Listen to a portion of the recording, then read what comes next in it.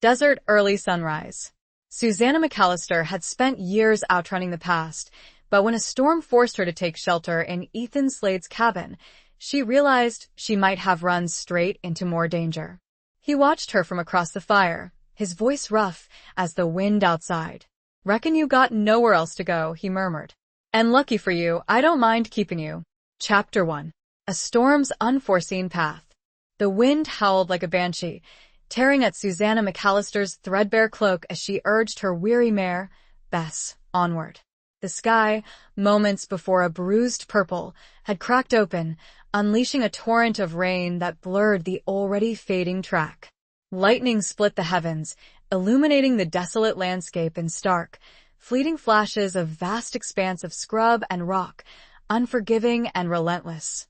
Susanna, her face streaked with rain and grime, squinted against the onslaught. She'd been riding for days, pushing herself and Bess to their limits, driven by a desperation that gnawed at her insides. She had to keep moving, always moving. The past, a shadowy beast, was always at her heels. Another crack of thunder, closer this time, sent a jolt of fear through Bess. The mare stumbled, nearly throwing Susanna. "Easy, girl, easy," she murmured, her voice tight with a blend of exhaustion and fear. She patted Bess's neck, feeling the tremor in the animal's muscles. They were both nearing their breaking point. Susanna scanned the horizon, her heart a leaden weight in her chest. Shelter. She needed shelter, and soon, or they wouldn't survive the night. The storm was worsening, the wind whipping the rain into a frenzy that stung her skin. Just when despair threatened to engulf her, a faint flicker of light appeared in the distance, a tiny beacon in the swirling darkness. Hope, fragile as a newborn bird, fluttered in her chest. She urged Bess forward, the mare responding with a weary whinny. The light grew stronger as they approached, revealing the outline of a small, ramshackle cabin nestled against a rocky outcrop. Smoke curled from a stone chimney, a promise of warmth and, perhaps, safety. Susanna hesitated at the edge of the clearing. Every instinct screamed at her to turn back, to disappear into the storm. Trusting strangers was a luxury she couldn't afford, but the alternative was certain death. She took a deep breath, the cold air stinging her lungs, and rode towards the cabin. As she drew closer, she could make out details. Weathered wood, a single window glowing with the warm light of a fire, a rough-hewn door. A dog barked, a deep, guttural sound that sent a shiver down her spine. She dismounted, her legs stiff and aching, and tied Bess to a hitching post near a small, dilapidated stable. Taking another deep breath, she approached the door, her hand hovering over the worn wooden latch. She could hear the crackling of the fire inside, the murmur of a man's voice, deep and resonant. She steeled herself, her heart pounding against her ribs, and knocked. The barking intensified, then abruptly ceased. A moment of silence stretched, thick and heavy, before the door creaked open. A man stood in the doorway, silhouetted against the firelight. He was tall and broad-shouldered, his face obscured by shadow. He held a rifle loosely in one hand, his eyes, dark and unreadable, fixed on her. He wore a worn leather vest over a faded blue shirt, and his jeans were dusty and torn. A long, jagged scar ran down the side of his face, disappearing into the shadow of his jaw. Susanna felt a jolt of fear, but she forced herself to meet his gaze. "I need shelter," she said, her voice raspy from the cold and disuse. "My horse and I were caught in the storm." The man remained silent, his eyes assessing her, taking in her drenched clothes, her weary posture, the desperation etched on her face. He seemed to be weighing her words, searching for any hint of deception. The silence stretched, punctuated only by the howling wind and the crackling fire. Finally, he lowered the rifle slightly. "You're alone?" he asked, his voice a low rumble that seemed to vibrate in the air. "Yes," Susanna replied, her voice stronger now, though still tinged with apprehension. "Just me and my horse." He studied her for another long moment, his gaze intense and unwavering. Then, with a curt nod, he stepped aside. "Come in," he said. "Before you catch your death." Susanna hesitated for a fraction of a second, then stepped inside, leaving the raging storm and the vast, unforgiving wilderness behind. The warmth of the cabin enveloped her, a stark contrast to the biting cold outside. The air was thick with the scent of wood smoke and something else. Something earthy and masculine. She was acutely aware of the man watching her, his presence filling the small space. She had sought shelter from the storm, but she couldn't shake the feeling that she had stepped into a different kind of danger, one far more subtle and perhaps far more profound. She sensed a story in his silence, a history etched as deeply as the lines on his weathered face. And she knew, with a chilling certainty, that her own carefully constructed world was about to be irrevocably altered. Chapter 2. Shelter in a Stranger's Gaze. The cabin was small, sparsely furnished, but surprisingly clean. A fire crackled merrily in the stone fireplace, casting dancing shadows on the rough-hewn walls. A single, sturdy table dominated the center of the room, surrounded by two mismatched chairs. A narrow cot was tucked into one corner, covered with a thick, faded quilt. A few shelves held a meager collection of cooking utensils and supplies. There was a rugged, almost brutal simplicity to the place, reflecting the life of its occupant. Susanna stood just inside the doorway, dripping water onto the worn wooden floor, acutely aware of the man's presence behind her. He closed the door, shutting out the storm's fury, and the sudden quiet was almost deafening. He moved with a quiet grace that belied his size, the rifle now leaning against the wall near the door.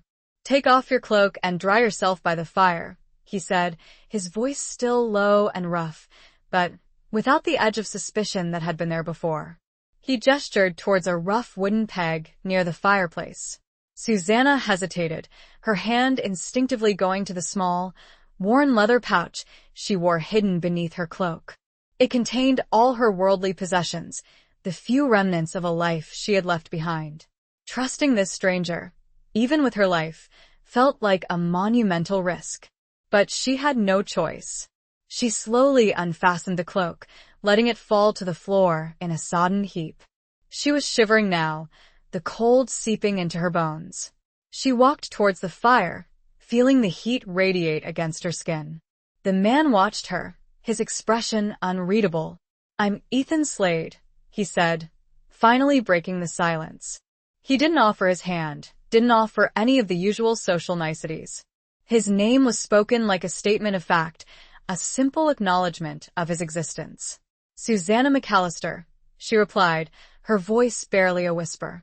She kept her gaze fixed on the flames, avoiding his intense scrutiny. Ethan Slade. The name echoed in her mind, stirring a faint sense of unease. She couldn't place it, couldn't recall ever hearing it before, but it felt heavy, laden with an unspoken history.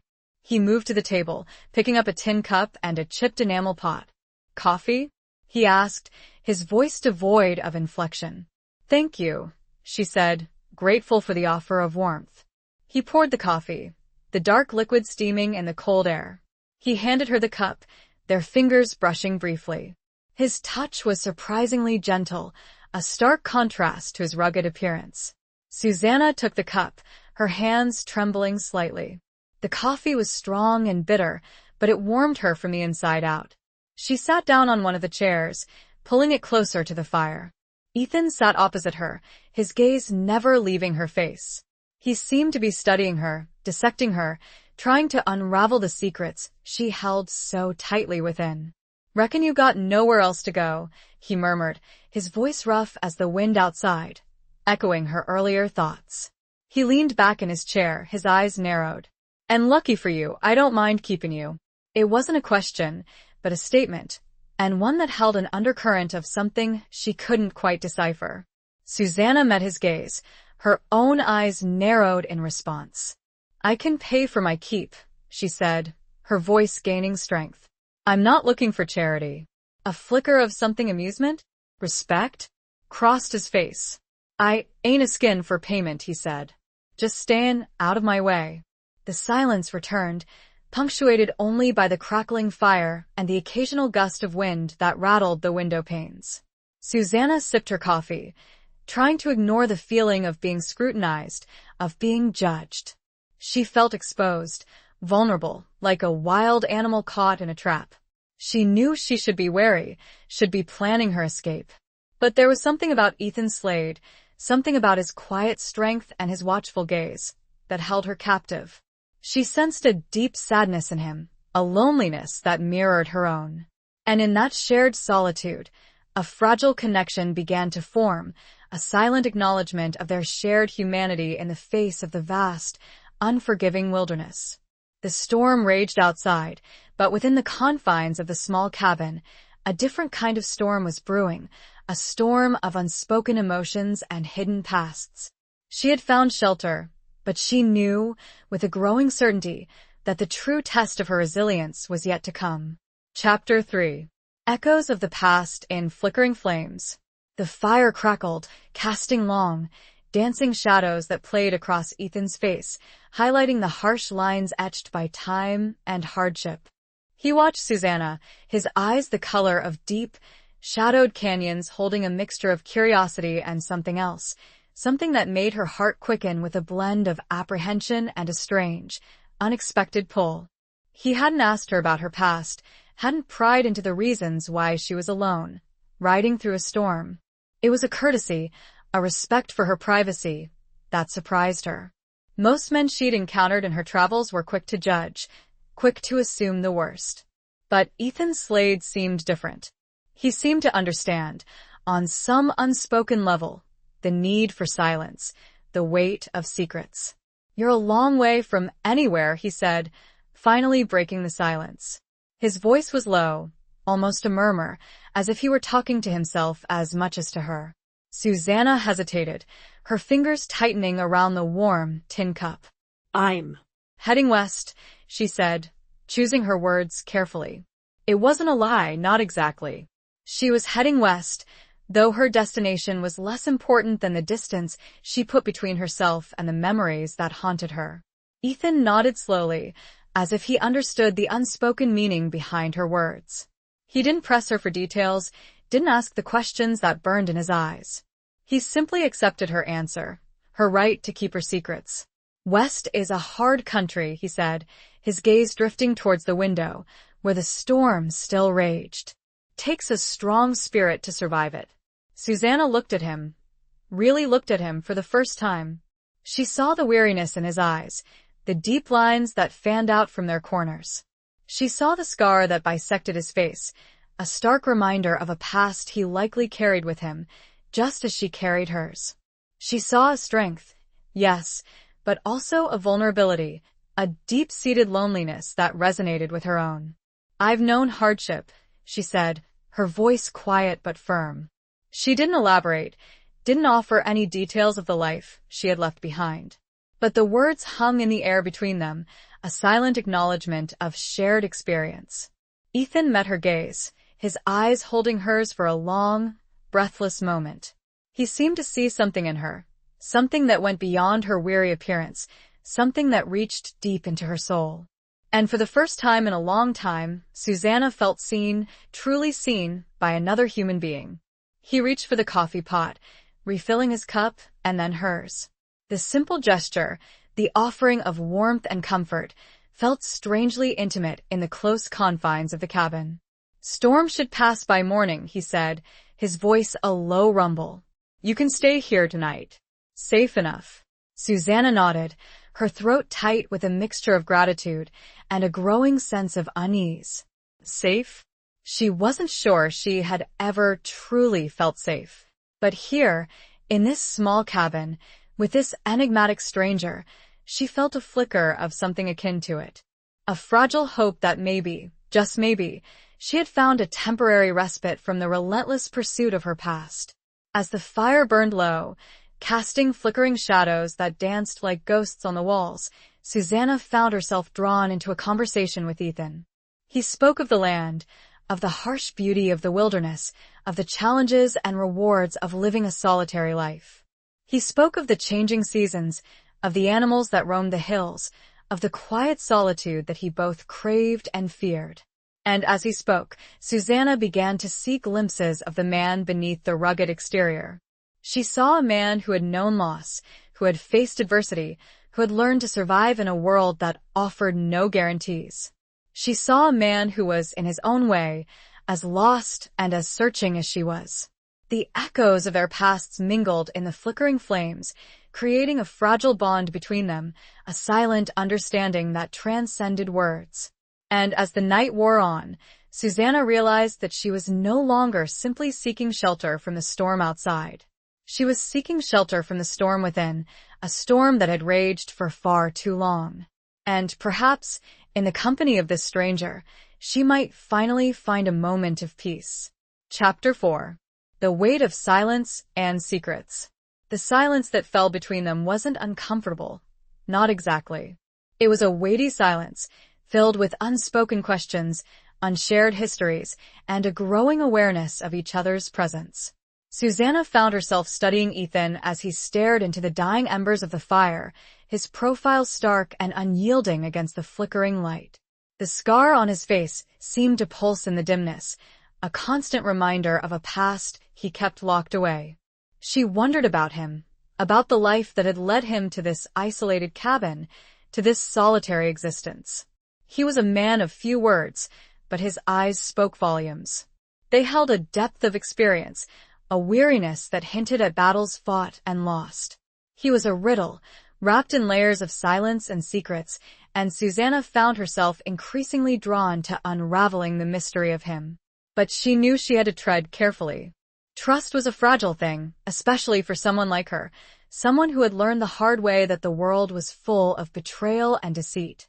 She had built walls around her heart, thick and impenetrable, to protect herself from further pain. And yet, sitting here in the quiet warmth of Ethan's cabin, she felt those walls begin to crumble, just a little. "You've been quiet," Ethan said, his voice a low rumble that broke the silence. He didn't look at her, his gaze still fixed on the fire. Susanna hesitated, unsure how to answer. She wasn't used to sharing her thoughts, her feelings, with anyone. I'm not used to company," she said finally, her voice barely a whisper. He turned his head then, his eyes meeting hers. There was a flicker of understanding in their depths, a recognition of the loneliness that she had tried so hard to conceal. "Me neither," he said, his voice equally quiet. "Been a long time since I had anyone under this roof." The statement hung in the air, heavy, with unspoken meaning. Susanna wondered who had been here before, who had shared this space with him. A wife? A lover? A family? She found herself wanting to know, wanting to understand the history that had shaped him. "How long have you been here?" she asked, the question slipping out before she could stop it. Ethan's gaze drifted back to the fire. He seemed to be considering his answer, weighing the words carefully. "Long enough," he said finally. "Long enough to forget what it's like to be anywhere else." His answer was evasive, revealing nothing and yet hinting at everything. Susanna sensed a deep sadness in him, a longing for something he had lost, something he could never regain.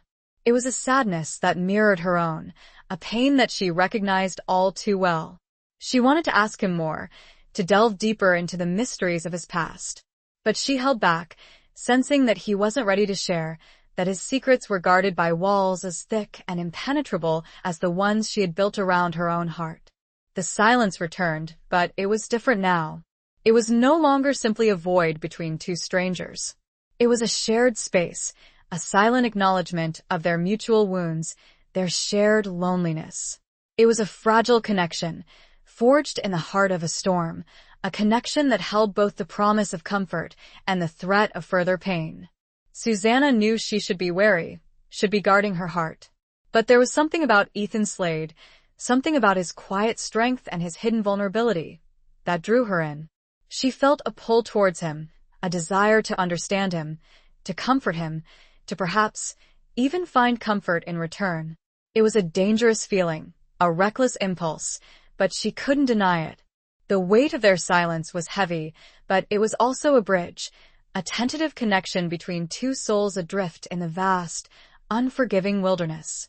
And as the night deepened, Susanna found herself wondering if that bridge might lead to something more, something that could either heal her or destroy her completely.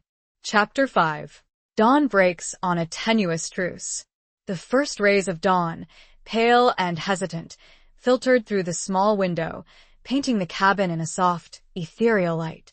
The storm had passed, leaving behind a world washed clean and sparkling. The air was crisp and cool, carrying the scent of damp earth and pine. Susanna awoke on the cot, the thick quilt pulled tight around her. She had slept fitfully, her dreams filled with fragmented images of the past, of faces she could no longer quite recall, of voices that whispered her name in the darkness. She sat up, pushing the quilt aside, and looked around the cabin. Ethan was already up, standing by the window, his back to her. He was dressed in the same clothes as the night before, but he looked different in the morning light. The harshness of his features seemed softened, the lines of weariness less pronounced. He stood motionless, gazing out at the landscape, his shoulders slumped slightly, as if he carried the weight of the world upon them. Susanna watched him for a moment, her heart filled with a strange mixture of emotions. Gratitude for his shelter, apprehension about the future, and a growing curiosity about the man who had so unexpectedly entered her life. She wondered what he was thinking, what thoughts were running through his mind as he looked out at the dawn. He turned then, as if sensing her gaze, his eyes meeting hers across the small space. There was a flicker of something in his eyes: surprise? Recognition? Before his expression settled back into its usual guarded neutrality. "Morning," he said, his voice rough with sleep. "Good morning," Susanna replied, her voice equally quiet. He moved towards the fireplace, where a pot of coffee was already brewing. The aroma filled the cabin, a comforting scent that spoke of simple routines and a semblance of normalcy. "Sleep well?" he asked, pouring coffee into 2 tin cups. Susanna hesitated. "Well enough," she said, avoiding the truth of her restless dreams. He handed her a cup, their fingers brushing briefly. She took it, the warmth seeping into her cold hands. She sat down at the table, and he sat opposite her, his gaze never leaving her face. "You planning on staying long?" he asked, the question direct but not unkind. Susanna took a sip of coffee, considering her answer. She had no plan, no destination in mind. She had simply been running, putting as much distance as possible between herself and the past. But now, here in this quiet cabin, with this enigmatic stranger, she felt a flicker of something she hadn't felt in a long time, a sense of belonging, however temporary. I don't know," she said honestly. "I hadn't thought that far ahead." Ethan nodded slowly, as if he understood. "No need to rush off," he said. "You can stay here a few days, rest up. Get your bearings." His offer surprised her. She had expected him to be eager to see her gone, to return to his solitary life. But there was a genuine kindness in his voice, a willingness to help that she hadn't anticipated. "Thank you," she said, her voice filled with a gratitude that went beyond words. "I appreciate that." A fragile truce settled between them, a silent agreement to coexist, to share this small space for a while longer. The tension of the previous night had eased, replaced by a tentative acceptance, a cautious curiosity. As the sun climbed higher in the sky, casting long shadows across the landscape, Susanna stepped outside, breathing in the fresh, clean air. The world seemed new, reborn after the storm. She looked back at the cabin, at Ethan standing in the doorway, watching her. He was a part of this landscape, as rugged and as resilient as the rocks and the trees. And for the first time since she had left her old life behind, Susanna felt a flicker of hope, a sense that maybe, just maybe, she had found a place where she could finally stop running, a place where she could begin to heal. The dawn had broken, but the true test of their tenuous truce was yet to come. Chapter 6. Beneath the surface of a rugged heart. The days that followed settled into a quiet rhythm, a routine marked by shared chores, simple meals, and long stretches of silence punctuated by brief, often guarded, conversations. Susanna helped Ethan with the daily tasks, tending to his small garden, chopping wood, mending fences. She found a strange satisfaction in the physical labor, in the feeling of being useful, of contributing to something tangible.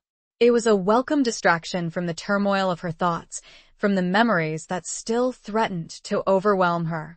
Ethan, for his part, remained an enigma. He was a man of few words, but his actions spoke louder than any words could. He was unfailingly courteous, treating her with a quiet respect that both surprised and disarmed her. He never pried into her past, never asked the questions that burned in his eyes. He simply accepted her presence, allowing her the space and the time she needed to heal. But beneath his rugged exterior, Susanna sensed a deep well of emotion, a vulnerability that he kept carefully hidden. She saw it in the fleeting moments when his guard slipped, in the way his eyes would soften when he looked at her, in the gentle way he handled his animals. She saw it in the sadness that sometimes clouded his gaze, in the lines of weariness that etched his face. One afternoon, while they were working together in the garden, Susanna noticed a small, faded photograph tucked into a crack in the wall. She picked it up carefully, her fingers tracing the worn edges. It was a picture of a young woman, her face smiling and radiant, her eyes full of life and laughter. She was holding a baby, a tiny bundle wrapped in a white blanket. Susanna felt a pang of something envy, loss, as she looked at the photograph. She wondered who the woman was, what her relationship to Ethan had been. A wife? A sister? A lover? Ethan, noticing her looking at the photograph, stiffened. He reached out, his hand hovering over hers, as if he were about to take it from her. But then he stopped, his hand falling back to his side. That was my wife, Mary, he said, his voice rough with emotion. And our daughter, Sarah. Susanna looked at him, her heart aching for him. She saw the pain in his eyes, the raw grief that he had carried with him for so long. I'm sorry, she said softly. What happened? Ethan turned away, his gaze fixed on the distant horizon. He seemed to be struggling with his emotions, wrestling with the memories that the photograph had evoked. They died, he said, his voice barely a whisper. Fever. Took them both. Susanna felt a wave of compassion wash over her. She knew what it was like to lose everything, to have your world ripped apart in an instant. She reached out, her hand gently touching his arm. I understand, she said, her voice filled with a shared sorrow. He turned back to her then, his eyes meeting hers. And for a fleeting moment, the walls between them crumbled completely. She saw the raw pain, the vulnerability, the deep well of love that he had buried beneath his rugged exterior.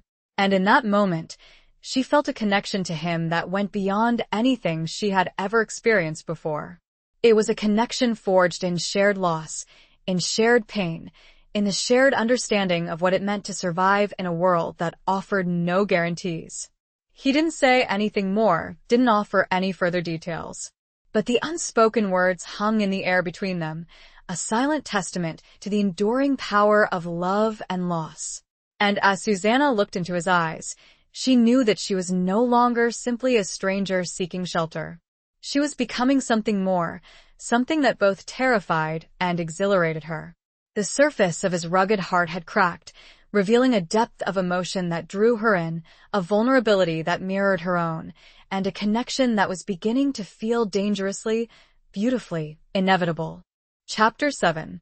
Whispers of a Forbidden Connection. The unspoken connection between Susanna and Ethan deepened with each passing day, a silent current flowing beneath the surface of their quiet routines.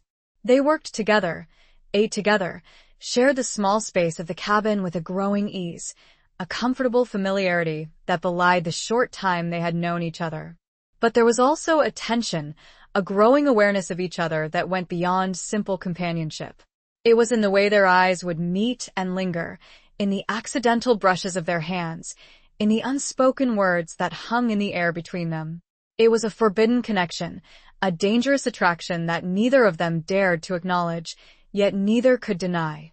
Susanna found herself increasingly drawn to Ethan, captivated by his quiet strength, his hidden vulnerability, and the deep sadness that haunted his eyes. She saw glimpses of the man he had been before loss had hardened him, before grief had etched its lines upon his face. She saw a man capable of great love, of great tenderness, a man who deserved to be happy. And she found herself wanting to be the one to bring that happiness back into his life.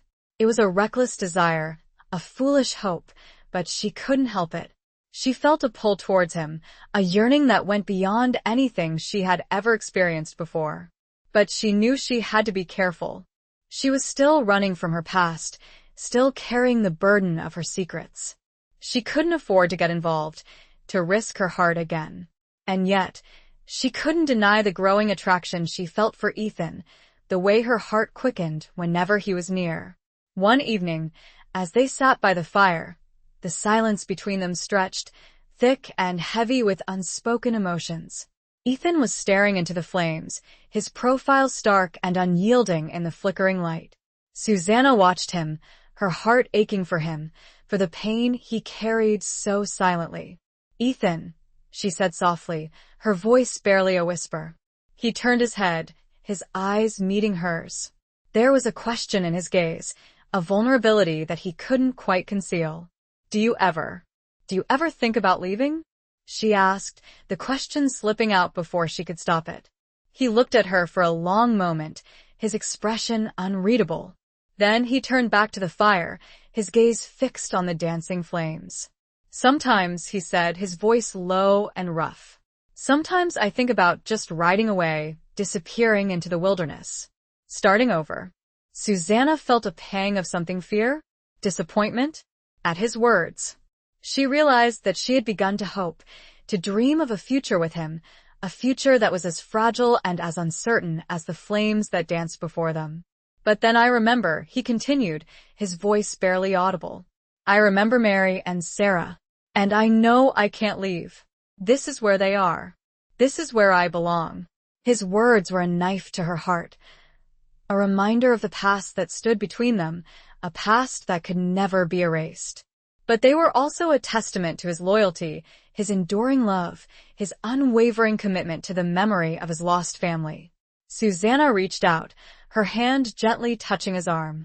"I understand," she said, her voice filled with a shared sorrow. He turned to her then, his eyes searching hers. And in that moment, the forbidden connection between them flared, bright and undeniable. It was a spark of desire, a yearning for something more, something that neither of them could name, yet both felt with a fierce intensity. The whispers of that forbidden connection swirled around them, as tangible as the smoke from the fire, as alluring as the vast, star-studded sky above. It was a dangerous path, a treacherous journey, but Susanna knew, with a growing certainty, that she was no longer in control of her destiny. She was falling for Ethan Slade, and the fall was both terrifying and exhilarating, a leap of faith into the unknown. Chapter 8. The Scars That Bind and Divide. The unspoken tension between Susanna and Ethan grew, a palpable force that filled the small cabin. It was in the air they breathed, the silences they shared, the glances that lingered a beat too long. They were circling each other, drawn together by an undeniable attraction, yet held apart by the invisible barriers of their pasts, their secrets, their fears. Susanna knew she should distance herself, should put an end to the growing intimacy between them. She was playing with fire, risking her heart, her sanity, everything she had fought so hard to protect. But she couldn't seem to help herself. She was drawn to Ethan like a moth to a flame, captivated by his quiet strength, his hidden vulnerability, and the deep sadness that mirrored her own. One afternoon, while they were mending a section of fence that had been damaged by a fallen tree, Ethan's hand brushed against hers. It was a fleeting touch, an accident, but it sent a jolt of electricity through her body. She looked up, her eyes meeting his, and saw a flicker of something in his gaze: desire? Longing? Before he quickly looked away. The silence stretched between them, thick and heavy with unspoken emotions. Susanna felt her heart pounding in her chest, her breath caught in her throat. She wanted to say something, anything, to break the tension, but the words wouldn't come. Ethan cleared his throat, his voice rough. We should get back to work," he said, his gaze avoiding hers. Susanna nodded, her cheeks flushed. She turned back to the fence, her hands trembling slightly. She could feel his eyes on her, watching her, and the awareness of his presence was almost overwhelming. As they worked, Susanna found herself thinking about the scars they both carried, the visible and invisible wounds that marked them, that shaped their lives. Ethan's scar, a jagged line across his face, was a constant reminder of a past he couldn't escape. Her own scars were hidden, buried deep within her heart, but they were just as real, just as painful. She wondered if those scars were what drew them together, if their shared pain was the foundation of their growing connection. Or were they simply a barrier, a reminder of the damage they had both sustained, a warning that they were too broken to ever truly heal each other? That evening, after they had finished their chores, Susanna found Ethan sitting outside, staring up at the vast, star-studded sky. The night was clear and cold, the air still and silent. She sat down beside him, a comfortable distance between them, yet close enough to feel the warmth radiating from his body. "It's beautiful," she said softly, her gaze fixed on the stars. Ethan nodded. "Makes you feel small, doesn't it?" he said, his voice a low murmur. "Insignificant."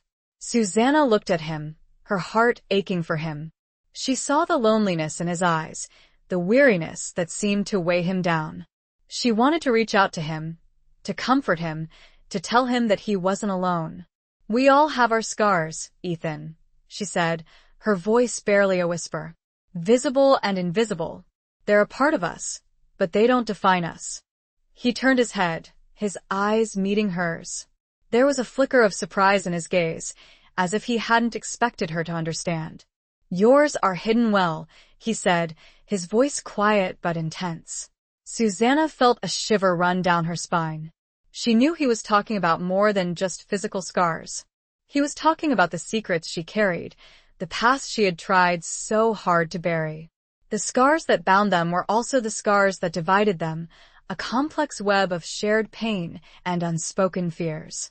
And as Susanna looked into Ethan's eyes, she knew that the fragile connection between them was hanging by a thread, threatened by the very wounds that had drawn them together. The night was beautiful, but the shadows held secrets that could either bring them closer or tear them apart forever. Chapter 9. Shadows of Doubt and Longing. The following days were marked by a growing unease, a subtle shift in the delicate balance between Susanna and Ethan. The unspoken attraction remained, a simmering current beneath the surface, but it was now tinged with doubt, with a growing awareness of the obstacles that stood between them. Susanna found herself increasingly withdrawn, lost in her own thoughts, haunted by the memories of her past. She knew she couldn't stay here forever, living in this limbo, this fragile truce with Ethan. She had to move on, to continue her journey, to find a place where she could finally be free. But the thought of leaving Ethan filled her with a profound sadness, a sense of loss that she couldn't quite explain. She had grown accustomed to his presence, to his quiet strength, to the unspoken understanding that had developed between them. She had found a comfort in his company, a solace that she hadn't known she craved. Ethan, for his part, seemed to sense her withdrawal. He became even more taciturn, his silences longer, his gaze more guarded. He seemed to be wrestling with his own demons, struggling with the conflicting emotions that she had stirred within him. One morning, Susanna found him standing by the corral, watching his horses graze in the nearby pasture. He looked lost in thought, his brow furrowed, his jaw clenched. She approached him slowly, her footsteps silent on the soft earth. "Ethan?" she said softly. He turned, his eyes meeting hers. There was a flicker of something in his gaze, sadness, resignation, before he quickly looked away. "What's wrong?" she asked, her voice filled with concern. He hesitated, his hands clenching and unclenching at his sides. "Nothing," he said, his voice rough. "Just thinking." Susanna knew he was lying, but she didn't press him. She knew he wasn't ready to share, that his secrets were still guarded by walls of silence and pain. "I've been thinking too," she said, her voice barely a whisper. "About leaving." The words hung in the air between them, heavy and laden with unspoken meaning. Ethan turned back to her, his eyes searching hers. Is that what you want? He asked, his voice quiet but intense. Susanna hesitated. She didn't want to leave, not really, but she knew she had to. She couldn't stay here, living in this suspended reality, this dream that could never truly be. I don't know what I want, she said honestly, but I know I can't stay here forever. Ethan nodded slowly, as if he understood. You have your own life to live, he said, his voice tinged with sadness. Your own path to follow. His words were a confirmation of her fears, a recognition of the inevitable. But they also held a hint of something else, a glimmer of hope that maybe, just maybe, he felt something for her too. The shadow between them was made up of doubts. Her doubt of staying, and his of her. But in that same moment, the air filled with an electric longing. I'll leave tomorrow, she said, the words a painful whisper that tore at her heart. He didn't answer, simply nodded, his gaze fixed on the distant horizon. The silence stretched between them, a vast expanse of unspoken emotions, of unfulfilled desires, of a future that was as uncertain as the shifting sands of the desert. Susanna turned and walked away, her heart heavy with a sorrow she couldn't name, a loss she couldn't quite comprehend.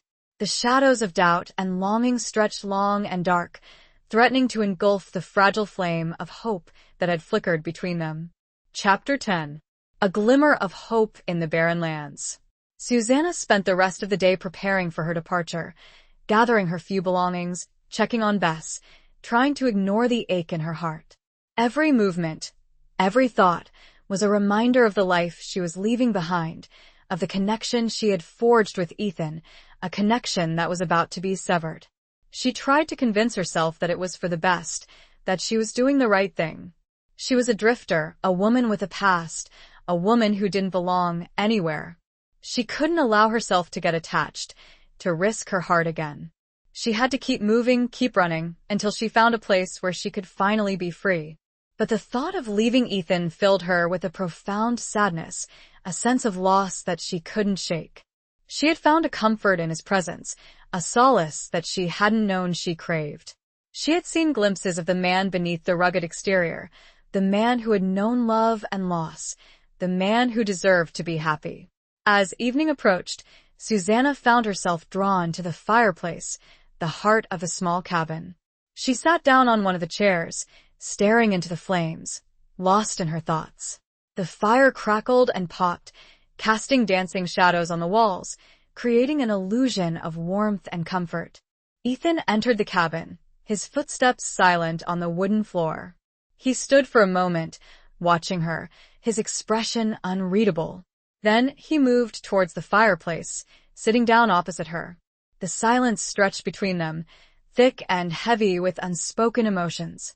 Susanna felt her heart pounding in her chest, her breath caught in her throat. She wanted to say something, anything, to break the tension, but the words wouldn't come. Ethan reached out, his hand gently touching hers. It was a simple gesture, a fleeting touch, but it sent a jolt of electricity through her body. She looked up, her eyes meeting his, and saw a flicker of something in his gaze. Tenderness? Longing? Before he quickly looked away. Don't go, he said, his voice a low rumble that barely reached her ears. The words were unexpected, a shock to her system. She stared at him, her mind reeling. What? She asked, her voice barely a whisper. He turned back to her, his eyes searching hers. Stay, he said, his voice stronger now, filled with a raw emotion that she had never heard before. Stay here. With me. Susanna's heart skipped a beat. She had dreamed of this, had hoped for this, but she had never truly believed it was possible.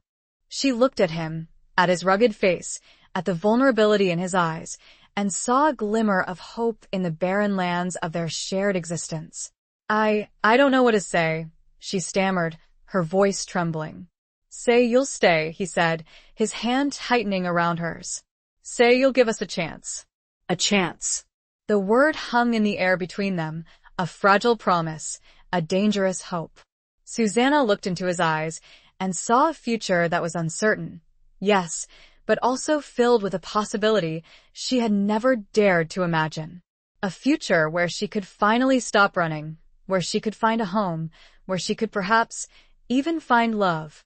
Against the vast and unforgiving backdrop of the frontier, their little cabin seemed like a beacon. And in the quiet plea of a rugged man, she found the faintest stirrings of a dream reborn. She hesitated, her mind warring with her heart, her fears battling with her desires. Chapter 11. The Price of Trust and Betrayal.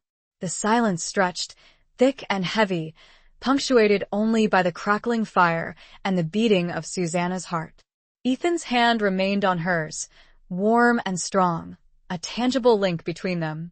His eyes, dark and intense, held hers captive, pleading with her to stay, to take a chance on a future that was as uncertain as it was alluring. Susanna's mind raced. She had spent years running from her past, building walls around her heart, protecting herself from further pain. Could she trust Ethan? Could she trust herself to stay, to open herself up to the possibility of love, of happiness, of a life she had never dared to dream of? The price of trust was high, she knew. It meant vulnerability. It meant risking everything she had fought so hard to protect. But the price of betrayal was even higher. It meant a lifetime of regret, of loneliness, of wondering what might have been. Ethan, she began, her voice trembling, I have a past. Secrets. Things I've done. He squeezed her hand gently. We all have pasts, Susanna, he said, his voice low and rough. We all have secrets. It's what we do with them that matters. His words resonated with her, echoing the thoughts she had been struggling with for days. She knew he was right. Her past didn't have to define her. She could choose a different path, a different future. But could she trust him with her secrets? Could she reveal the truth about her past, the truth that had driven her to this isolated corner of the world? She took a deep breath, steeling herself. I was married, she said, the words spilling out in a rush. To a man named Caleb. He was a gambler, a cheat, an outlaw. He dragged me into his world, forced me to do things I'm not proud of. Ethan listened intently, his expression unchanging. He didn't judge her, didn't condemn her. He simply listened, allowing her to unburden herself of the secrets she had carried for so long. One night, she continued, her voice choked with emotion, there was a robbery. A man was killed. Caleb. He was involved. I helped him escape. She paused, her breath catching in her throat. She had never told anyone this, had never revealed the full extent of her involvement in Caleb's crimes. The law was after us, she said, her voice barely a whisper. I ran. Caleb. He was caught. He was hanged.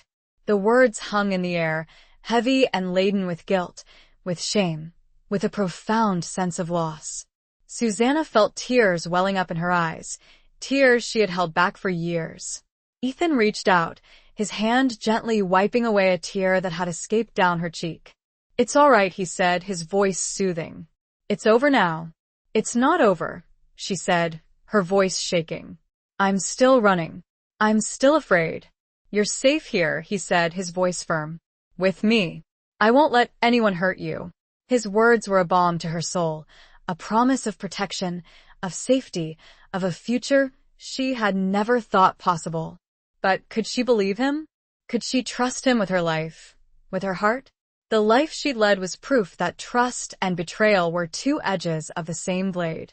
She looked into his eyes, searching for any hint of deception, any sign of doubt. But all she saw was sincerity, a genuine desire to help her, to protect her, to offer her a new beginning. It was this depth of feeling in his gaze, despite having heard the darkest corners of her past, that was a turning point. The price of trust was high, but the reward, she realized, might be even greater. She had a choice to make, a decision that would determine the course of her life.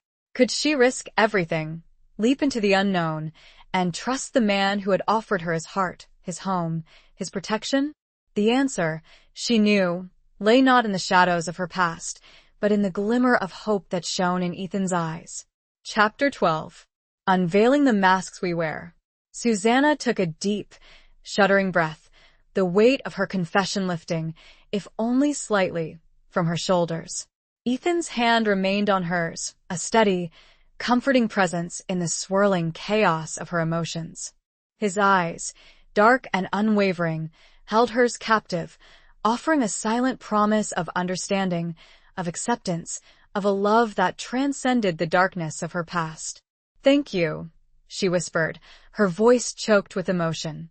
"For listening. For not judging." Ethan squeezed her hand gently. "There's nothing to judge, Susanna," he said, his voice low and rough. "We all make mistakes. We all carry burdens. It's how we carry them that matters." His words were a balm to her soul, a soothing reassurance that she wasn't alone, that she wasn't defined by her past. She had found a man who saw beyond her scars, beyond her secrets, to the woman she truly was, the woman she longed to be. "I want to stay, Ethan," she said, the words tumbling out in a rush of emotion. "But I need you to know. I need you to understand." He nodded, his gaze never leaving hers. "Tell me," he said, his voice gentle but firm. And so, Susanna began to unveil the masks she had worn for so long, the disguises she had adopted to protect herself from the world, from the pain of her past. She told him about her childhood, about her dreams of a simple life, a life filled with love and laughter.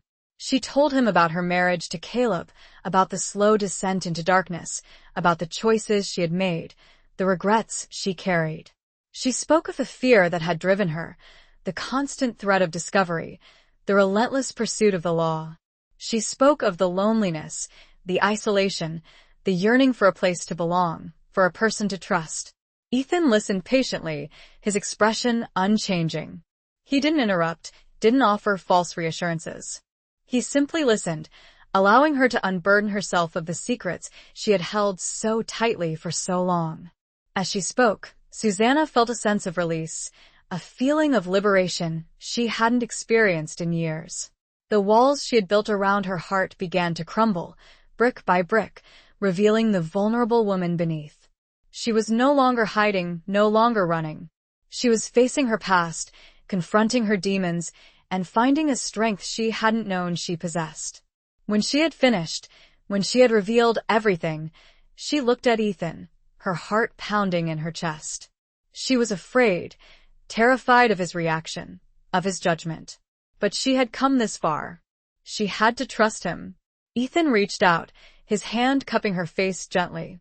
His eyes, filled with a tenderness she had never seen before, met hers. "Susanna," he said, his voice a low murmur, "you are the strongest woman I know. You've survived so much, endured so much. And you're still here, still fighting." His words brought tears to her eyes, tears of relief, of gratitude, of a love that was beginning to blossom in the barren landscape of her heart. "I want to be with you, Ethan," she said, her voice trembling. "But I need to know. Can you accept me? All of me? My past, my scars, my secrets?" He smiled, a slow, gentle smile that lit up his face. "I already have," he said, his voice filled with a sincerity that resonated deep within her soul. "I accept all of you, Susanna, just as you are." And in that moment, the masks they both wore fell away completely, revealing the true essence of their beings. They were two wounded souls, scarred by the past, but bound together by a love that was as strong as it was unexpected. The unveiling was complete, and in its wake lay the fragile, beautiful promise of a new beginning. Chapter 13. When the past collides with the present. The days that followed were a period of healing, of rediscovering joy, of building a life together. Susanna and Ethan worked side by side, tending to the ranch, sharing meals, talking late into the night, their bond deepening with each passing moment. They explored the surrounding wilderness, discovering hidden canyons, majestic vistas, and the quiet beauty of the untamed land. They were creating a new world, a sanctuary built on trust, respect, and a love that was as fierce as it was tender. But Susanna knew that the past was never truly gone. It lingered in the shadows, a constant reminder of the life she had left behind, the choices she had made, the consequences she had faced. She lived with a nagging fear that one day it would all come crashing down, that her newfound happiness would be shattered. One afternoon, while riding back to the cabin after checking on the cattle, Susanna saw a figure in the distance, a lone rider approaching from the direction of town. Her heart skipped a beat. She recognized the horse, the way the rider sat in the saddle. It couldn't be. As the rider drew closer, her fears were confirmed. It was Sheriff Brody, the man who had been hunting Caleb, the man who had sworn to bring her to justice. He was an older man, weathered and hardened by years on the frontier, his eyes sharp and unforgiving. Susanna's blood ran cold. She felt a surge of panic, a desperate urge to flee. But she knew it was too late. She was trapped. Ethan, who had been riding ahead, noticed her hesitation. He turned back, his eyes following her gaze. He saw Brody approaching, and his expression hardened. He knew. He understood the danger, the threat that this man represented. "Susanna," he said, his voice low and urgent. Ride. "Get back to the cabin. I'll handle this." But Susanna shook her head. "No," she said, her voice trembling but firm. "I won't run. Not anymore." She had made a choice. She had chosen to stay with Ethan, to build a life with him. She wouldn't let her past destroy that. She would face her demons, confront her fears, and accept whatever consequences came her way. Ethan looked at her, his eyes filled with a mixture of admiration and concern. He knew he couldn't force her to leave, that she had made up her mind. He dismounted, his hand resting on the rifle strapped to his saddle. Brody rode up to them, his eyes fixed on Susanna. He recognized her instantly, a flicker of surprise crossing his face before his expression settled back into its usual hard, unforgiving lines. "Susanna McAllister," he said, his voice raspy and cold. "I've been looking for you." Susanna met his gaze, her chin held high. "I know," she said, her voice steady. "You're under arrest," Brody said, his hand moving towards the gun at his hip. "For aiding and abetting a known criminal. For your involvement in the robbery and murder of—" "She's done nothing wrong," Ethan interrupted, his voice a low growl. He stepped forward, placing himself between Susanna and Brody. "She's with me now." Brody's eyes narrowed. He looked at Ethan, assessing him, recognizing the threat he posed. "This doesn't concern you, Slade," he said. "Step aside." "It concerns me," Ethan said, his voice firm. "She's under my protection." The tension between the two men was palpable, a dangerous standoff in the vast, unforgiving wilderness. Susanna watched them, her heart pounding in her chest, her fate hanging in the balance. The past had collided with the present, and the future was uncertain, a precarious precipice between the life she had run from and the love she had found. The confrontation was inevitable, and the outcome would determine everything. Chapter 14. The Fragile Bonds of a New Beginning. The standoff between Ethan and Sheriff Brody stretched, a taut wire of tension humming in the air. The vast, silent landscape seemed to hold its breath, the only sound the whisper of the wind through the dry grass and the nervous shifting of the horses. Susanna watched them, her heart a trapped bird fluttering against her ribs, her fate hanging precariously in the balance. "Sheriff," Ethan said, his voice low and controlled, but with an undercurrent of steel, "Susanna has told me everything. She's paid her dues. She started a new life." Brody's eyes, hard and unforgiving, flickered to Susanna and back to Ethan. "The law doesn't care about new lives, Slade. It cares about justice." "Justice?" Ethan's voice rose slightly, a hint of anger creeping in. "Is it justice to hound a woman who's already suffered enough? Who's lost everything?" "She was involved in a robbery, a murder," Brody retorted, his hand still resting on his gun. "She aided a criminal. She has to answer for that." "She was young, scared," Ethan countered, his gaze unwavering. "She was under the influence of a manipulative man. She made mistakes, yes, but she's not a criminal." Susanna felt a surge of gratitude for Ethan's defense, for his unwavering belief in her, for his willingness to stand up for her against the weight of the law. But she also knew that Brody wouldn't be easily swayed. He was a man of the law, a man driven by duty, a man who believed in justice, however harsh. "Ethan," Susanna said, her voice trembling but firm. "It's all right. I'll go with him." Ethan turned to her, his eyes filled with a mixture of pain and protest. "No, Susanna," he said, his voice low and urgent. "I won't let him take you." "I have to face this, Ethan," she said, her voice gaining strength. "I can't keep running. I have to deal with the past, once and for all." She looked at Brody, her chin held high. "I'll go with you, Sheriff," she said, her voice steady. "But I want your word that you'll treat me fairly, that you'll listen to my side of the story." Brody studied her for a long moment, his eyes searching hers. He saw the strength in her gaze, the resilience in her stance, the quiet dignity that she possessed despite everything she had been through. He nodded slowly. "I give you my word, Ms. McAllister," he said, his voice slightly less harsh. "You'll have your chance to speak. The law will be served, but it will be served fairly." Ethan looked at Susanna, his heart aching for her. He wanted to protect her, to shield her from the pain, from the uncertainty of what lay ahead. But he knew he couldn't. He had to respect her decision, her courage, her willingness to face her past. He reached out, his hand gently touching her cheek. "I'll be there," he said, his voice filled with a promise. "I'll be with you every step of the way." Susanna nodded, tears welling up in her eyes. She leaned into his touch, drawing strength from his presence, from his love, from the fragile bonds of their new beginning. She turned and walked towards Brody, her head held high, her steps firm. She was afraid, yes, but she was also determined. She would face her past, confront her demons, and hope that the truth and Ethan's love would be enough to set her free. The fragile bonds of their new beginning were being tested, stretched to their limits, but Susanna held on to the hope that they would not break, that they would endure, that they would lead her to a future where she could finally be at peace. Chapter 15. Facing the ghosts of yesterday.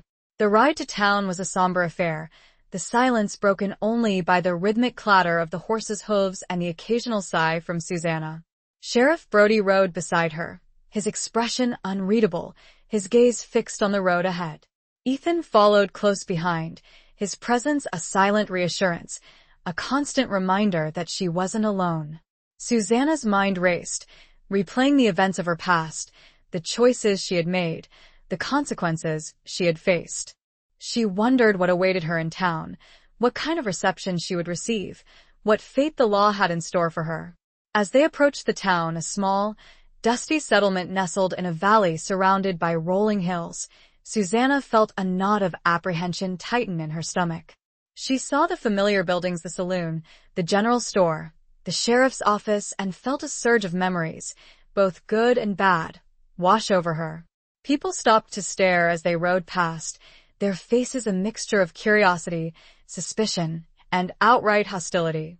Susanna recognized some of them, faces from her past, faces that brought back a flood of painful emotions.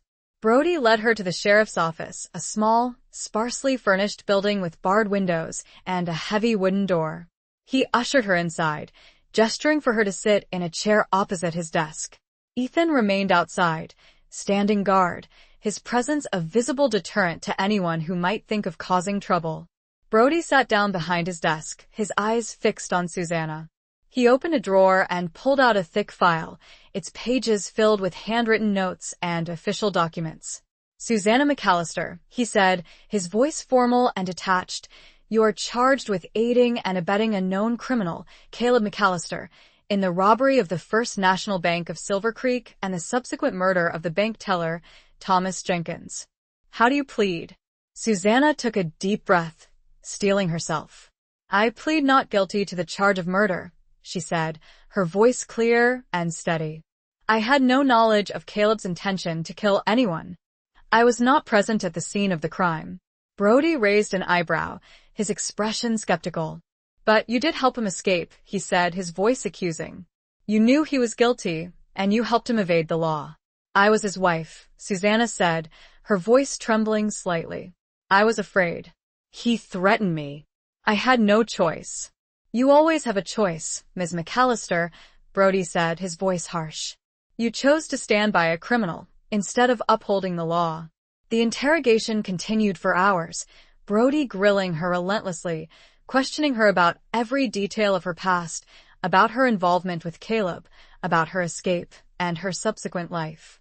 Susanna answered his questions truthfully, concealing nothing, revealing the full extent of her guilt and her regrets. She spoke of the fear that had driven her, the constant threat of violence, the desperate hope that Caleb would change, that he would leave his life of crime behind. She spoke of the love she had once felt for him, a love that had been twisted and corrupted by his actions. As she spoke, Susanna felt a sense of catharsis, a release of the pent-up emotions she had carried for so long. It was painful, yes, but it was also liberating. She was finally facing her past, confronting her demons, and telling her story, her truth. Ethan remained outside, a silent sentinel, his presence a constant source of strength and support. He listened to the proceedings through the open window, his heart aching for Susanna, his anger growing at the relentless questioning of the sheriff. Finally, as the sun began to set, casting long shadows across the room, Brody closed the file. He looked at Susanna, his expression unreadable. I've heard your statement, Ms. McAllister, he said, his voice formal. I will consider your testimony and make a decision regarding your fate. Susanna nodded, her heart pounding in her chest. She had done all she could. She had told the truth, revealed her secrets, and faced the ghosts of yesterday. Now, her future rested in the hands of the law and in the unwavering support of the man who had offered her a second chance at life. The ghosts were real, but so was Ethan's love, and that, she realized, was the only truth that mattered now. Chapter 16. A Dance of Desire and Resistance. The days that followed were an agonizing wait, a period of uncertainty and suspense. Susanna remained in the small town, staying in a room above the general store, under the watchful eye of Sheriff Brody. Ethan visited her every day, bringing her food, supplies, and news from the ranch. He was her lifeline, her anchor in the storm, her constant source of strength and support. Their time together was limited, constrained by the circumstances, but it was also precious, filled with a depth of emotion that transcended words. They spoke of their hopes, their fears, their dreams for the future, a future that was still uncertain, still hanging in the balance. The attraction between them, the unspoken desire that had simmered beneath the surface for so long, was now undeniable, a palpable force that drew them together. But they held back, restrained by the circumstances, by the uncertainty of Susanna's fate, by the unspoken fear that their love might be doomed before it had a chance to truly blossom. One evening, as the sun began to set, casting long shadows across the room, Ethan came to visit Susanna. He brought her a bouquet of wildflowers, their vibrant colors a stark contrast to the drab surroundings. Susanna took the flowers, her heart filled with a bittersweet joy. She buried her face in the fragrant blossoms, inhaling their sweet scent, a reminder of the beauty that still existed in the world, despite the darkness that surrounded her. "Thank you, Ethan," she said, her voice choked with emotion. "They're beautiful." He smiled, a slow, gentle smile that lit up his face. "Like you," he said, his voice low and husky. Their eyes met, and the unspoken desire between them flared, bright and undeniable. It was a dance of desire and resistance, a delicate balance between longing and restraint. Ethan reached out, his hand gently touching her cheek. His touch was electric, sending a shiver down her spine. She leaned into his touch, her eyes closing, her heart pounding in her chest. "Susanna," he whispered, his voice rough with emotion. He hesitated, his gaze searching hers. He wanted to tell her how he felt, to confess his love, to promise her a future together. But the words caught in his throat, choked by the uncertainty of her situation, by the fear of losing her before he had truly found her. Susanna opened her eyes, her gaze meeting his. She saw the love in his eyes, the desire, the longing that mirrored her own. But she also saw the fear, the hesitation, The unspoken question that hung in the air between them. "Ethan," she said softly, her voice trembling, "it's all right. I know." She reached out, her hand covering his.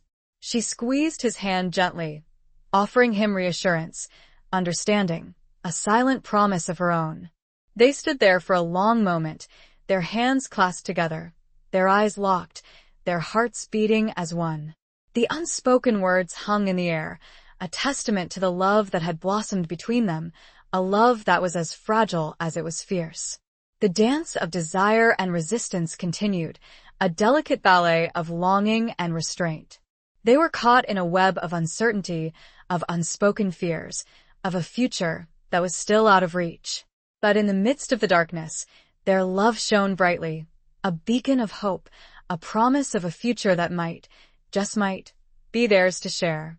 It was a dangerous dance, but they were both willing to risk everything for a chance at a love that had defied the odds, a love that had blossomed in the heart of the unforgiving frontier. Chapter 17. The Reckoning of Unspoken Truths. The following day, Sheriff Brody summoned Susanna to his office. The time had come for his decision, for the reckoning of unspoken truths, for the judgment that would determine her fate. Susanna walked to the sheriff's office, her heart pounding in her chest, her steps measured and deliberate. Ethan walked beside her, his presence a silent strength, a constant reassurance that she wasn't alone. They entered the office, and Brody gestured for Susanna to sit. He looked at her, his expression serious but not unkind. "Ms. McAllister," he began, his voice formal, "I have reviewed your case thoroughly. I have considered your testimony, your past, and the circumstances surrounding the events in Silver Creek." He paused, his gaze unwavering. Susanna held her breath, her fate hanging in the balance. "I have also spoken with several witnesses," Brody continued, "individuals who knew both you and Caleb McAllister. They have corroborated your account of the events, confirming that you were under duress, that you acted out of fear, that you had no knowledge of Caleb's intention to commit murder." Susanna felt a wave of relief wash over her, a loosening of the knot of apprehension that had gripped her for so long. But she knew it wasn't over yet. "However," Brody said, his voice hardening slightly, "you did aid and abet a known criminal. You did help him escape justice, even if it was out of fear. That is a crime, and it cannot be ignored." Susanna nodded, her heart sinking. She had known this, had expected this. She was prepared to face the consequences of her actions. "Therefore," Brody said, his voice firm, "I am placing you on probation. You will be required to remain in this town, under my supervision, for a period of 1 year. You will report to me weekly. You will refrain from any further criminal activity. If you violate these terms, you will be arrested and imprisoned." Susanna felt a mixture of relief and disappointment. She was free, but not truly free. She was still bound by the law, still under the shadow of her past. But it was better than prison. It was a chance to start over, to build a new life, to prove that she was worthy of redemption. "Thank you, Sheriff," she said, her voice trembling slightly. "I understand. I will abide by your terms." Brody nodded. "See that you do, Ms. McAllister," he said, his voice softening slightly. "You have been given a second chance. Don't waste it." He looked at Ethan, his expression unreadable. "Slade," he said, his voice formal, "you are responsible for her. See that she stays out of trouble." Ethan met his gaze, his own eyes unwavering. "I will, Sheriff," he said, his voice firm. "You have my word." Susanna and Ethan left the sheriff's office, stepping out into the bright sunlight. Susanna felt a sense of liberation, a weight lifted from her shoulders. She was free, or as free as she could be under the circumstances. Ethan took her hand, his touch warm and reassuring. "It's over," he said, his voice filled with relief. "You're safe." Susanna looked at him, her eyes filled with gratitude, with love, with a hope that was finally beginning to blossom. "It's not over, Ethan," she said, her voice soft but firm. "It's just beginning." The reckoning of unspoken truths had been made, the judgment delivered. Susanna had faced her past, confronted her demons, and emerged with a second chance, a chance to build a new life, a life filled with love, with hope, with the promise of a future she had never dared to dream of. And with Ethan by her side, she knew that she could face anything, that she could overcome any obstacle, that their love would be their strength, their guiding light, their salvation. Chapter 18. In the eye of the storm. Life in town settled into a new rhythm, a routine marked by both the constraints of Susanna's probation and the burgeoning freedom of their shared life. She worked at the general store, helping Mrs. Abernathy, the store owner, with the daily tasks. She was grateful for the work, for the opportunity to prove herself, to earn her keep, to contribute to the community. Ethan divided his time between the ranch and town, ensuring Susanna's safety and well-being, and slowly, carefully, building a life with her. Their relationship deepened, their love growing stronger with each passing day, a beacon of hope in the midst of the challenges they faced. But the shadow of Susanna's past still lingered, a constant reminder of the fragility of their situation. The townspeople were wary of her, some openly hostile, others simply curious, their whispers and stares a constant source of unease. One evening, a group of men, former associates of Caleb McAllister, rode into town. They were rough, dangerous men, their faces hardened by years of living on the wrong side of the law. They came to the general store, their eyes fixed on Susanna, their presence a menacing threat. Well, one of them sneered, his voice raspy and cold. Look what we have here. Caleb's little widow. Susanna felt a surge of fear, but she stood her ground, her chin held high. Caleb is dead, she said, her voice steady. And I'm not his widow anymore. You're still his property, another man said, his voice menacing. And we're here to collect. Ethan, who had been outside, tending to the horses, heard the commotion. He burst into the store, his eyes blazing with anger, his hand resting on the gun at his hip. Get out, he said, his voice a low growl. She's not going anywhere with you. The men looked at Ethan, assessing him, recognizing the threat he posed. They were outnumbered, and they knew that Ethan was a man not to be trifled with. This ain't over, Slade, the leader of the group said, his voice filled with venom. We'll be back. They turned and left, their departure a temporary reprieve, a brief respite in the storm that was brewing. Ethan turned to Susanna, his eyes filled with concern. Are you all right? He asked, his voice gentle. Susanna nodded, her body trembling. I'm fine, she said, her voice shaky. But they'll be back, Ethan. I know they will. Ethan pulled her close, holding her tight, his embrace a shield against the world, against the threats that loomed. I won't let them hurt you, Susanna, he said, his voice firm. I promise you. They were in the eye of the storm, a brief moment of calm before the tempest returned. But they were together, and their love was their strength, their shield, their weapon against the darkness that threatened to engulf them. They knew the challenges ahead would be difficult, that their pasts might continue to haunt them, but they were prepared to face them together, to fight for their future, for their love, for the life they were building, brick by brick, in the heart of the unforgiving frontier. Chapter 19. The unyielding grip of fate. The threat lingered, a dark cloud hanging over their lives. Susanna and Ethan knew that Caleb's former associates wouldn't give up easily, that they would return, seeking revenge, seeking to reclaim what they believed was theirs. They prepared for the inevitable, fortifying the ranch, making plans, ensuring Susanna's safety. Ethan spent more time in town, staying close to Susanna, his presence a constant deterrent, a visible warning to anyone who might think of causing trouble. One night, as a storm raged outside, mirroring the turmoil in their hearts, the men returned. They came under the cover of darkness, their movements silent and stealthy, their intentions malicious. Ethan and Susanna were at the ranch, having returned there after Susanna's shift at the general store. They were sitting by the fire, talking quietly, when they heard the sound of horses approaching. Ethan grabbed his rifle, his eyes alert, his senses heightened.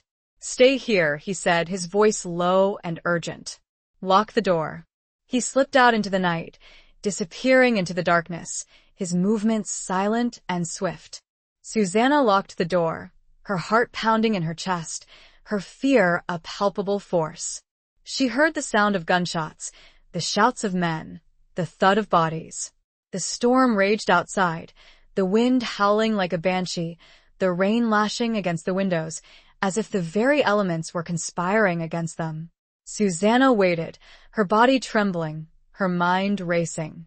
She prayed for Ethan's safety, for his survival, for their future together. The fighting continued for what seemed like an eternity, the sounds of violence echoing through the night. Then, as suddenly as it had begun, it stopped. The silence that followed was deafening, broken only by the howling wind and the pounding rain. Susanna waited, her breath caught in her throat, her heart frozen with fear. She didn't know what had happened, who had survived, who had fallen. Finally, she heard a knock on the door, a familiar rhythm that sent a wave of relief washing over her.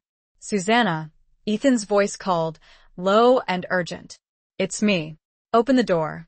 Susanna rushed to the door, her hands trembling as she unlocked it. She threw it open, and Ethan stood there, his clothes soaked, his face streaked with mud and blood, his rifle still in his hand. He was alive. He had survived. Susanna threw herself into his arms, her body shaking with relief, with gratitude, with a love that was stronger than ever. "They're gone," Ethan said, his voice rough with exhaustion. "It's over." But it wasn't over, not really. The unyielding grip of fate, of their pasts, of the choices they had made, still held them captive. As they cleaned and secured, a rider was approaching. Susanna held her rifle up and aimed.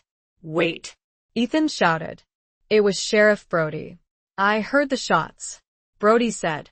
"I came to see." He got closer and dismounted. His jaw dropped. There were bodies everywhere. "They came for Susanna," Ethan said. "I see that," Brody replied.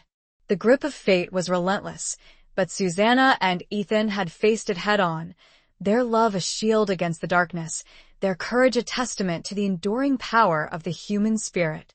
They had survived the storm, but the scars remained, a reminder of the battles they had fought, the challenges they had overcome, the price they had paid for their love, for their freedom, for their future together. Chapter 20. The final confrontation of hearts and horizons. Sheriff Brody surveyed the scene, his face grim, his eyes taking in the carnage. He knew Ethan had acted in self-defense, that he had protected Susanna from a very real threat. But the law was the law, and he had a duty to uphold it. "Slade," he said, his voice formal, "I'll need a full account of what happened here. And I'll need to take statements from both of you." Ethan nodded, his expression weary but resolute. "Of course, Sheriff," he said. "We'll tell you everything." They spent the rest of the night and the early hours of the morning giving their statements, recounting the events of the night, the attack, the fight, the deaths of Caleb's former associates. Brody listened intently, taking notes, asking questions, ensuring that every detail was recorded. As the sun began to rise, casting a pale light over the blood-soaked ground, Brody closed his notebook. He looked at Ethan and Susanna, his expression unreadable. "I believe your account," he said, his voice firm. "You acted in self-defense. There will be no charges." Relief washed over Susanna and Ethan, a release of the tension that had gripped them for so long. They had survived, not only the attack, but also the scrutiny of the law. But Brody wasn't finished. "However," he said, his voice hardening slightly, "this cannot continue. This town, this life, is too dangerous for you, Ms. McAllister. Your past will always follow you, always attract trouble." Susanna's heart sank. She knew he was right. She had brought this danger upon them, upon Ethan, upon this community. "I have a proposition," Brody continued, his gaze fixed on Susanna. "There's a ranch far from here, in a remote territory. It's owned by a friend of mine, a widow, who needs help. She's looking for someone trustworthy, someone hardworking, someone who wants a fresh start." He paused, his eyes searching hers. "I can arrange for you to go there, Ms. McAllister," he said. "To start a new life, under a new name, far away from the shadows of your past." It was a chance, a lifeline, an opportunity to escape the unyielding grip of fate. But it also meant leaving Ethan, leaving the life they had built together, leaving the love that had sustained them through the darkest of times. Susanna looked at Ethan, her heart aching. She saw the pain in his eyes, the unspoken question that hung in the air between them. "Ethan," she whispered, her voice trembling. He reached out, his hand gently touching her cheek. "It's all right, Susanna," he said, his voice low and rough. "You have to go. It's the only way." But Susanna shook her head. "No," she said, her voice firm. "I won't run. Not anymore. Not without you." She turned to Brody, her chin held high. "Thank you, Sheriff," she said, her voice steady. "But I decline your offer. I'm staying here. With Ethan." Brody looked at her, surprised by her defiance, by her unwavering commitment to the man she loved. He saw the strength in her gaze, the resilience in her stance, the love that shone in her eyes. He sighed. "Very well, Ms. McAllister," he said, his voice resigned. "But I warn you, the road ahead will not be easy." "We know," Ethan said, his arm around Susanna, his voice firm. "We're prepared for anything." The final confrontation of hearts and horizons had been made. Susanna had chosen love, had chosen to stay with Ethan, to face the future together, whatever it might hold. They had weathered the storms, confronted their demons, and emerged stronger, their love a beacon of hope in the vast, unforgiving wilderness. The future was uncertain, yes, but they were together, and that was all that mattered. The horizon stretched before them, vast and unknown, but their hearts were aligned, their destinies intertwined, their love a testament to the enduring power of the human spirit. Epilogue. Years passed. The scars of the past remained, etched on their hearts and minds, but they no longer defined them. Susanna and Ethan built a life together, a life filled with love, with laughter, with the quiet joys of a hard-won peace. The ranch prospered, their herds grew, their home became a haven, a sanctuary in the heart of the wilderness. They became respected members of the community, their story a legend, a testament to the power of resilience, of forgiveness, of second chances. Sheriff Brody remained a friend, a watchful guardian, a reminder of the challenges they had overcome. The townspeople, initially wary, eventually accepted Susanna, recognizing her strength, her integrity, her unwavering commitment to her new life. One evening, as the sun set, casting a golden glow over the land, Susanna and Ethan sat on the porch of their ranch house, watching their children play in the yard. They were older now, their faces lined with the passage of time, their bodies weathered by years of hard work, but their love was as strong as ever, a deep, abiding connection that had endured the trials and tribulations of their lives. Susanna leaned her head against Ethan's shoulder, her hand resting on his.